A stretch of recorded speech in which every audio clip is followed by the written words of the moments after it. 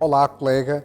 O meu nome é Ricardo Cruz e faço parte da equipa de autores do novo projeto Marca a Página. O principal objetivo do nosso trabalho é que o manual escolar e os recursos associados que concebemos proporcionem, de facto, um apoio efetivo ao seu trabalho com os alunos, nomeadamente na dinamização do espaço de sala de aula. Ora, para dar uma ideia mais concreta do potencial do nosso projeto, tantas vezes por nós testado em sala de aula, decidimos fazer uma pequena demonstração. Valendo-nos da nossa própria experiência enquanto professores, gravámos uma aula em que, com base no novo manual e nos recursos que compõem o nosso projeto Marca a Página, abordámos o tema do 10º ano, da reflexão do poeta, do canto primeiro, dos Lusíadas. Gostaríamos muito que apreciasse esta nossa proposta e, se for do seu agrado, pode exibir o vídeo, em parte ou na totalidade, na sua sala de aula. Acredito que seria um enorme privilégio para mim sentir-me como que convidado para a sua aula. Muito obrigado pela confiança. Olá! Como deve estar recordado do 9º ano, uma das obras que estudámos foi Os Lusíadas de Luís de Camões. No 10º ano, vais retomar a leitura de excertos desta magnífica epopeia, mas de uma perspectiva diferente. Como tu recordas, os Lusíadas estão organizados em 10 cantos. Ora, para além da narrativa da viagem, da intervenção dos deuses, da mitologia romana e do plano da história de Portugal, o poeta, por vezes, a propósito das situações que narra, faz reflexões de caráter humanista, todas elas muito atuais, como irás ver. No entanto, antes de começar, vamos ouvir um breve excerto do discurso do cardeal Dom Tolentino de Mendonça, que atualmente é um dos responsáveis do arquivo da Biblioteca do Vaticano e uma das vozes humanistas mais importantes em Portugal hoje em dia. Vamos ver qual a importância atribuída pelo cardeal aos Lusíadas e explicar por que razão Camões desconfinou Portugal no século XVI. Pensemos hoje no contributo de Camões. Camões não nos deu só o poema. Se quisermos ser precisos, Camões deixou-nos em herança a poesia. Se à distância destes quase 500 anos continuamos a evocar coletivamente o seu nome, não é apenas porque nos ofereceu em concreto o mais extraordinário mapa mental do Portugal do seu tempo, mas também porque iniciou um inteiro povo nessa inultrapassável arte de navegação interior que é a poesia. A poesia é um guia náutico perpétuo, é um tratado de marinhagem para a experiência oceânica da vida, é uma cosmografia da alma. Isso explica, por exemplo, que os Lusíadas sejam, ao mesmo tempo, um livro que nos leva por mar até à Índia, mas que nos conduz por terra ainda mais longe. Conduz-nos a nós próprios. Camões desconfinou Portugal. A quem tivesse dúvidas sobre o papel central da cultura, das artes ou do pensamento na construção de um país, bastaria recordar isso. Desconfinar é não se conformar com os limites da linguagem, das ideias, dos modelos e do próprio tempo. Numa estação de tetos baixos, Camões é uma inspiração para sonhar sonhos grandes. E isso é tanto mais decisivo numa época que não apenas nos confronta com múltiplas mudanças, mas sobretudo nos coloca no interior de uma mudança de época. Ora, como podes verificar, Os Lusíadas são para Dom José Tolentino de Mendonça um livro que nos conduz a nós próprios, que nos ajuda a definir como indivíduos e como nação. Na perspectiva de Dom Tolentino, Camões ajudou a desconfinar Portugal, porque ajudou a modelá-lo com intensidade e criatividade, não descurando os valores de cidadania. Acima de tudo, permitiu que cada um dos portugueses se sentisse protagonista do projeto de construção do seu país. Agora que compreendemos a importância dos Lusíadas e de Camões, vamos iniciar o seu estudo no 10º ano. Como podes ver, temos duas instâncias que constituem a primeira reflexão do poeta que vamos estudar. Contudo, Antes de as lermos, é importante que percebas o contexto em que ela surge. Para isso, vamos preparar a sua leitura. Antes de leres cada reflexão de Camões, ou excerto de uma reflexão, podes ler o contexto em que ela surge e uma breve explicação sobre o seu conteúdo, para te ajudar na interpretação do texto. Vamos ler.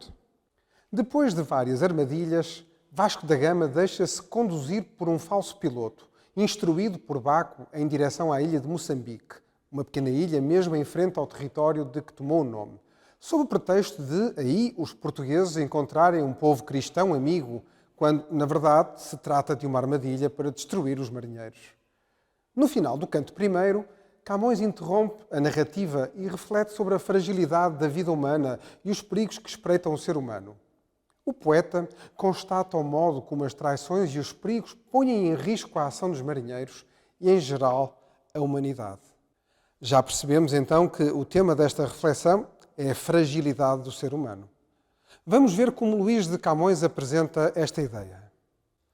Como podes ver, as estâncias encontram-se no final do canto. Podes confirmar isso pela sua numeração, 105 e 106. Normalmente, as reflexões do poeta surgem no final dos cantos, embora não tenha de ser sempre assim. Nesta primeira reflexão, os 4 primeiros versos da estância 105 estão assinalados a amarelo, pois eles fazem parte ainda da narrativa da viagem. Repara no que diz Camões. O recado que trazem é de amigos, mas debaixo o veneno vem coberto, que os pensamentos eram de inimigos, segundo foi o engano descoberto. É aqui que Camões interrompe a narrativa e reflete sobre a traição que se abate sobre os marinheiros portugueses. Repara como o tom muda por completo. Ó grandes e gravíssimos perigos! Ó caminho de vida nunca certo! Que onde a gente põe sua esperança, tenha a vida tão pouca segurança. No mar, tanta tormenta e tanto dano, tantas vezes a morte apercebida. Na terra, tanta guerra, tanto engano, tanta necessidade aborrecida. Onde pode acolher-se um fraco humano? Onde terá segura a curta vida, que não se arme e se indigne o céu sereno contra um bicho da terra tão pequeno? Repara como a reflexão se inicia com uma interjeição. Que é repetida em anáfora. Para além disso, a adjetivação, grandes e gravíssimos, juntamente com esta hipérbole, destaca os perigos a que os marinheiros se sujeitam, especialmente a traição dos habitantes de Mombaça. Porque, na verdade, onde os marinheiros contavam obter ajuda é onde seriam atraiçoados. Por isso esta frase exclamativa no final da estância 105. Repara na oposição entre a ideia de esperança e de insegurança. Os marinheiros depositavam a sua esperança nos habitantes de Mombaça, mas seriam eles a causa da sua perdição.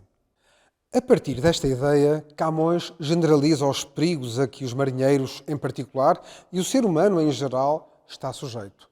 Assim, faz um paralelismo entre os perigos no mar, porque é o elemento onde os marinheiros se encontram, e na terra, porque era na terra de Mombaça que eles contavam ter apoio, mas onde, na verdade, foram atraiçoados.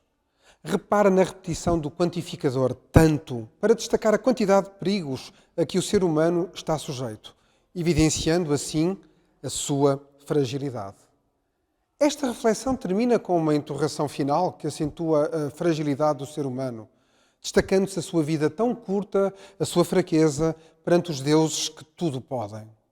Repara como a perífrase bicho da terra tão pequeno mostra como Camões apresenta o ser humano perante as forças superiores, ele próprio, que não domina. Agora que lemos e interpretamos esta primeira reflexão do poeta, vamos resolver o questionário. O primeiro item pede-nos para identificar e comentar a expressividade dos elementos linguísticos e dos recursos expressivos utilizados para introduzir a reflexão do poeta. Ora, a narrativa é subitamente interrompida, iniciando-se a reflexão do poeta. Esta caracteriza-se pela anáfora da interjeição ó, nos versos 5 e 6, que reflete a admiração do poeta perante a circunstância que relata. Saliente-se ainda a adjetivação e a hipérbole, grandes e gravíssimos, que revelam a significância dos perigos a que o ser humano se sujeita. Por último, destaca-se a frase exclamativa com que termina a primeira estância, que mostra a intensidade do sentimento de perplexidade resultante da contradição denunciada por Camões. A seguir, temos de relacionar as repetições presentes na estância 106 com a interrogação retórica final, considerando a intenção de Camões. As repetições tanta, tanto, tantas, tanta, tanto, tanta, expressam a multiplicidade de circunstâncias que podem colocar em perigo o ser humano. Para além disso, a anáfora onde reflete a impossibilidade de o ser humano encontrar um local seguro para se proteger. Estas repetições tornam a interrogação retórica final da estância ainda mais significativa, como se qualquer tentativa de o ser humano se proteger fosse vã. Finalmente, o terceiro item pede para nos mostrar de que forma a pequenez do ser humano, retratada nos 4 versos finais da estância 106, contribui para a mitificação do herói. Entende-se aqui como mitificação um processo pelo qual uma pessoa se transforma num mito. O ser humano é frágil perante forças superiores. Assim, a interrogação retórica traduz a indignação do poeta perante a ameaça à fragilidade humana. Deste modo, os 2 versos finais demonstram a mitificação dos portugueses. Vamos agora ver os itens de gramática. O item 4 pede o seguinte: indica a função sintática do pronome relativo que, presente no verso 1 da estância 105. O item 5 pede, classifica a oração subordinada presente no verso 3 da estância 105. Finalmente, o item 6 pede, identifica a classe e a subclasse do vocábulo onde nos versos 13 e 14 na estância 106. No item 4, pede-se que indiques a função sintática do pronome relativo que, no verso 1 da estância 105. Ora, na frase que trazem é de amigos, o sujeito é subentendido e a forma verbal trazem pertence ao verbo trazer, que é transitivo direto ou transitivo direto e indireto. Então, eles, subentende-se que são os habitantes de Mombasa, trazem um recado, sendo o grupo nominal recado o complemento direto. Contudo, como a oração se inicia pelo pronome relativo que, este exerce a função sintática que o verbo trazer seleciona, neste caso, complemento direto. A seguir, o item 5 pede que classifiques a oração subordinada presente no verso 3 da estância 105. Se substituirmos a conjunção que por outra de valor equivalente, por exemplo, porque, concluímos que se trata de uma oração subordinada adverbial causal. Finalmente, o item 6 pede-te que recordes a classe e subclasse do advérbio onde, nos versos 13 e 14 da estância 106. Neste caso, o vocábulo onde é um advérbio interrogativo. Repara que há pouco se perguntava de que forma a pequenez do ser humano contribui para a sua mitificação. Ora, para poderes compreender melhor este conceito, deixamos aqui um texto que te ajuda a clarificá-lo. Para além de o leres, também o podes ouvir, o que te permite estudar este assunto de forma mais autónoma e independente. Vamos ouvir e depois verificar se compreendeste esta noção fazendo uns breves exercícios. Toma nota. Mitificação do herói nos Lusíadas. Quando falo em realidade mítica, não me estou a referir às divindades da mitologia greco-romana, evocadas pelo poeta, mas aos elementos naturais e aos eventos humanos da própria história. A travessia das águas por parte do herói, a viagem em demanda do Oriente, a descida ao sul para passar o cabo terrível e tormentoso. Depois temos ainda, como elementos confirmadores, aqueles episódios que foram imaginados pelo poeta, o Adamastor e a ilha. Tudo se passa na estrutura desta viagem como se de um mito se tratasse. Um herói, um eleito escolhido, vai atravessar as águas em direção ao Oriente, ao lugar onde nasce a luz, onde contactará uma civilização antiquíssima. A meio da viagem, no ponto inferior, para passar o portal que separa os 2 oceanos, terá de enfrentar um guardião, um monstro terrível. É como se o herói encontrasse cristalizado no monstro os monstros da sua alma. Isto, de resto, é-nos confirmado pelo facto de Tétis se relacionar pelo amor tanto com o Adamastor como com o Gama. No regresso do Oriente, a deusa dá ao herói um antegosto do paraíso, a ilha. Resolve agora o item 1 e 2 do Verifica. No item 1, podes ver que a mitificação do herói nos Lusíadas diz respeito à superação das adversidades por parte dos marinheiros. Opção 3. Para tal, o poeta socorre-se de elementos mitológicos para engrandecer os atos dos portugueses, destacando a sua heroicidade. Quanto ao item 2, o gigante Adamastor simboliza, através do recurso ao maravilhoso pagão, os perigos a que os marinheiros se sujeitaram. Contudo, apesar da sua fragilidade enquanto seres humanos, estes homens ousaram navegar por mares desconhecidos e desafiar a natureza, ultrapassando os limites da sua condição humana. Repara que esta próxima atividade está relacionada com a interpretação de um cartoon. Vamos relembrar este tipo de texto. O cartoon é um desenho humorístico que utiliza a imagem com uma intenção crítica. Retrata situações do cotidiano e questões políticas e sociais, procurando, por vezes, alertar o leitor para os desequilíbrios e as injustiças da sociedade. Repara agora nos elementos visuais que compõem este cartoon. Vemos um barco de pesca, num mar contaminado com plásticos e resíduos. No barco, os pescadores colocam o peixe numa máquina de lavar a roupa assim que o recolhem do mar, para que seja lavado e possa servir depois para a alimentação. Portanto, esta imagem recorre ao exagero de forma cômica para expor o problema da poluição marítima. Apesar deste exemplo ser composto apenas por elementos visuais, os cartoons podem ser complementados com um texto verbal.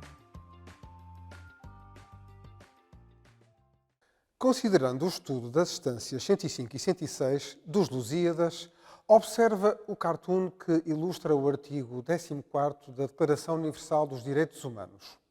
Direito de procurar e de beneficiar de asilo em outros países. Repara que a relação entre este cartoon e a reflexão de Camões que estudamos é evidente.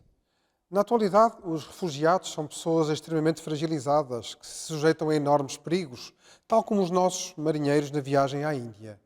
No entanto, o cartoon destaca que estas pessoas não têm para onde ir, sentindo-se estrangeiras onde quer que estejam. O item 2 propõe-te que redijas uma apreciação crítica. Redige uma apreciação crítica entre 120 e 150 palavras, na qual te refiras aos seguintes tópicos: descrição do cartoon, identificação da mensagem que pretende transmitir, o comentário crítico sobre a temática da fragilidade da vida humana no contexto da sociedade atual, relacionando com o conteúdo da estância 106. Podes sempre consultar a secção final do manual, com exemplos de apreciações críticas e a indicação das suas características. Vamos relembrar então o que é uma apreciação crítica e para isso convido-te a veres este breve vídeo. Um artigo de apreciação crítica consiste num texto que se baseia na análise de uma obra, de um livro, de uma ação ou de uma ideia sob o ponto de vista de quem o escreve.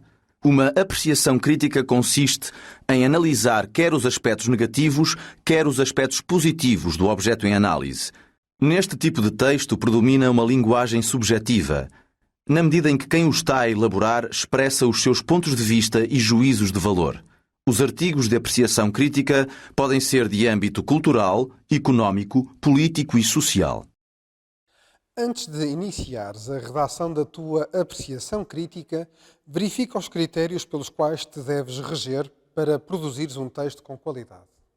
Apresentei o assunto do texto a desenvolver, utilizei expressões valorativas, apresentei argumentos válidos e pertinentes para sustentar a minha opinião, ilustrei a minha argumentação com exemplos significativos, recorri a marcadores do discurso e evitei as repetições, utilizando pronomes, sinónimos e expressões equivalentes, formulei uma conclusão, reforçando o meu ponto de vista e reli o texto. Agora, desafio-te a redigir a tua apreciação crítica em que descrevas o cartoon, identifiques a sua mensagem e comentes o tema da fragilidade do ser humano na atualidade e na viagem dos marinheiros portugueses à Índia. Bom trabalho! Colega, ao longo das unidades apresentamos a rubrica em exame, a pensar na avaliação externa. Mostramos ao aluno o percurso de resposta de um item e seguidamente apresentamos outro item e desafiamo-lo a resolvê-lo nos mesmos moldes. uma estruturação da resposta com tópicos e depois a redação textual da resposta com base nesses tópicos. Reparou certamente que as páginas do manual fazem constantes remissões para o caderno de atividades, para as páginas finais do manual, com um caderno de gramática, a que chamamos páginas de consulta, e a um glossário. A gramática foi também trabalhada em contexto, com exemplos reais que o aluno acabara de ler. Na banda lateral, indica-se também quais os itens das aprendizagens essenciais a serem abordados, ou os domínios de cidadania. Reparou ainda que na atividade escrita o ícone do mundo sugere que estamos a trabalhar um tema de cidadania. Todo o manual está pensado nesta lógica, englobando os temas e as dimensões sempre num contexto. Obrigado por me ter deixado participar na sua aula. Espero que tenha achado os materiais interessantes e bom trabalho.